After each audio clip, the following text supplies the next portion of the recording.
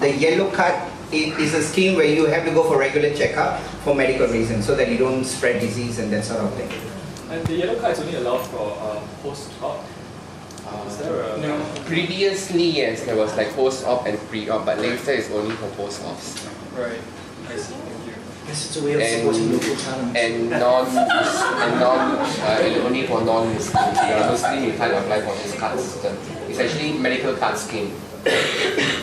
And also that's what Sonia does also. After hours, she'll go and visit these people and then give them condoms and encourage safe sex sort of thing.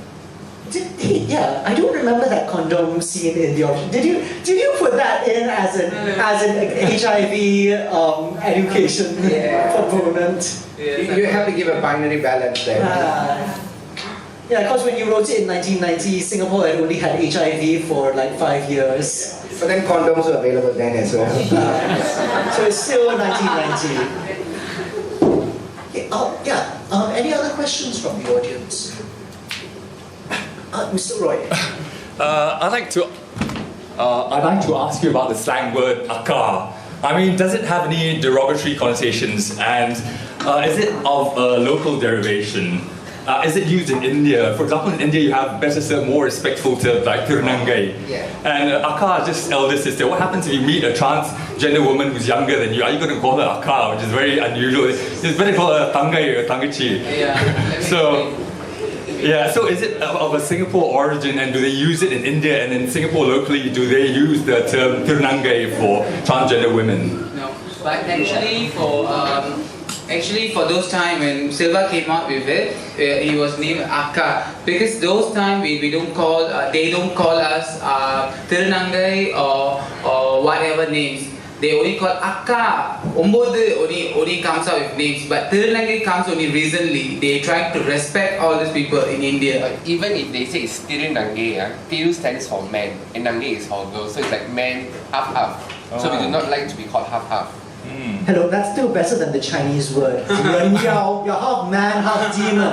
Oh, seriously, but in our society, transgenders, we are not very easy to please. Gay men very easy to please. You just follow a few steps then kind. What about Wunberde? What does Wunberde mean? Because I've heard that Wunberde means like a gay man. It's not really applied to Tirunangai. Okay, because let me explain this to you. This is like a bit of sentiment. Why do they call us Umbadu? Because woman is pattu. They are fully, fully blown. 10 points for them. But we cannot have the 10 points. We can become woman. We can be like, we can even talk like a woman. No, but everything can. But only one. It means we cannot give birth. Those times is like that. So they get -1. -1 is Umbadu. So another meaning is like, they actually count the holes we have in our body. So girls, they have 10. Oh. And guys, you only have 9. So they're telling you only have 9, so remember that. Yeah, everyone now is counting the holes.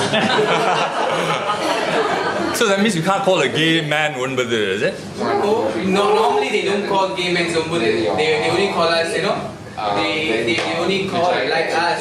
When we go, Umbadu. I think I don't remember anybody saying that a gay man Umbadu. No. They would call them as a gay. At this point, I feel like Dr. Ward is only in Singapore for another week or so, and I'm just curious, could you just tell us a little about what is happening in Myanmar, like the changes that you've been seeing?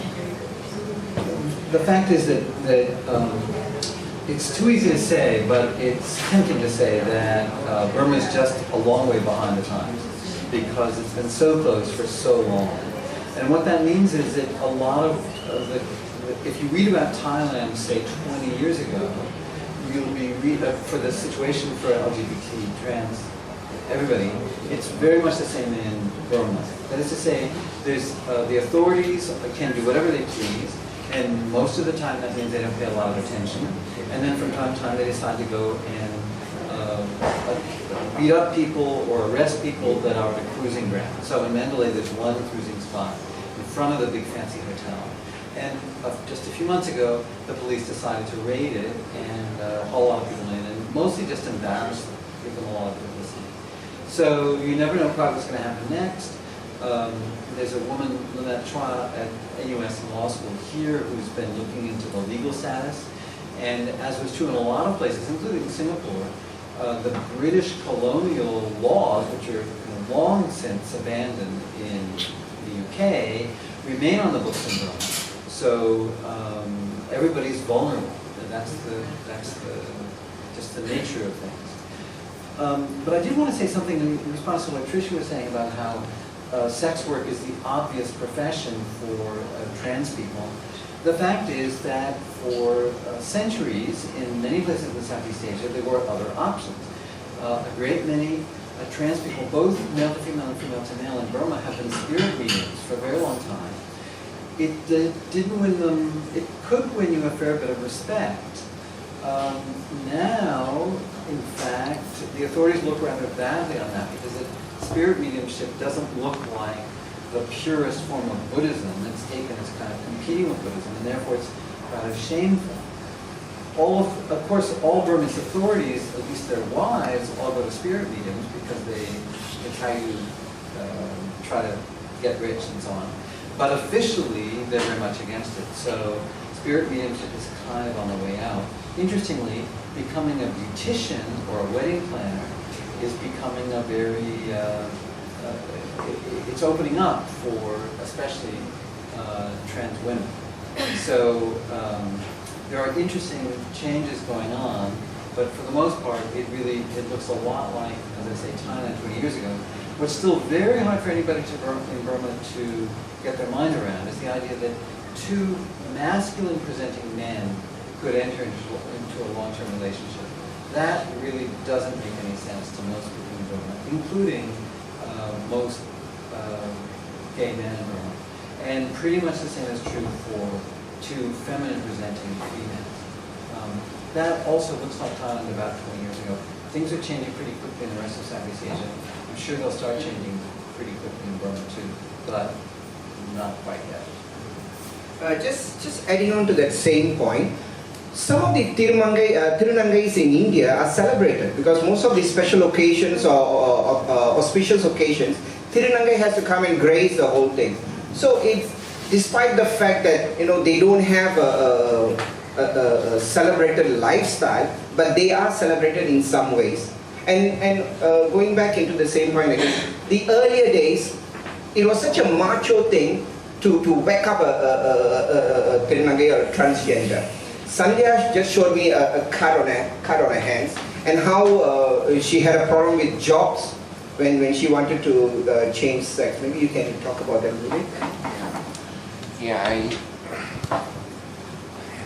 before I actually transitioned to becoming a transgender and my hormone treatment, I was actually working, I don't need this.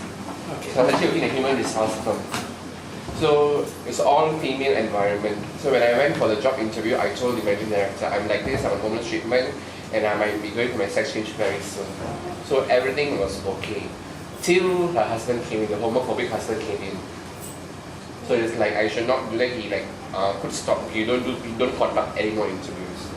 Then you don't do any more company visits. Then when I asked him what, he said, for me, in order to protect my company's prestige, I can do that. And he just told me, either you resign or I fire you. Then even though when he did that, I can't go to MOM. I can't make a complaint because in Singapore there's no transgender right or there's no LGBT right, so we cannot make a report against that. And as for this injury was when I was working in Geylang. I had 6 screws inside. So it's like this client, Singaporean client, he came and he asked for a sex service and I refused because I didn't like him. Then he came up to me 6 times, Then finally he hurled vulgarity at me. Like he said, you know that I look good, that's why you came to me, so why are you doing that? Then he just took an iron rod and just whacked me. And I know if I were to give in, then I would, he would continue hitting me very bad. So I pulled back the pole and I get him the same thing again and I got him arrested. And getting him arrested also, it doesn't end there also. The police, instead of questioning the guy who beat me, they were questioning me, the victim. Why were you doing it? I could charge you for soliciting and all those stuff like that. Then eventually I got very pissed with the officer. I said, look here, I am the victim here. You question him, not me. That's so fucked, isn't it? Seriously. Yeah. So it is like transgenderism in Singapore, we still have a very long way to go in matter of like the society or the police who's actually supposed to protect us. Because when we go there and it's like we can't bring any, since we're in medical card scheme, we are very lucky, you know. So it's like they don't question us much. So if it's like a normal case, if I want to pursue this case, the police ask me, I actually could charge you for soliciting. You are standing in the street. I say, okay, you want to charge me, you charge me, but you charge him as well, he caused me hurt. So it's like that. Thank you so much for sharing. It's not true that there is no law to protect transgender people, because according to Article 12 of the Constitution, all Singaporeans are equal in the eyes of the law. Okay, and there was a gay all man. Singaporeans are equal in the eye of the law, but the important is it is practice. Do they practice it? It's whether you want to challenge them or not. And it's being challenged right now. A gay man was recently fired for being gay and he's challenging it now. You are different. Because when you are gay, you have many groups. Because the gay society is very highly funded by rich gay guys.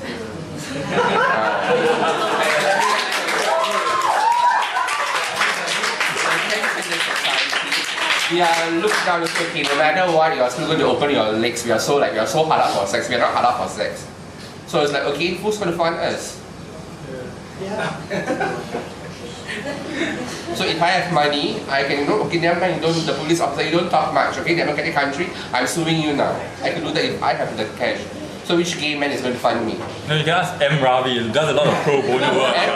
Even after that, he was doing that, even they go and categorize me, he's mad. Anyway, we have a question over the other side. Hi, I'm Kuban. I would like to say thank you to Selva for that beautiful play.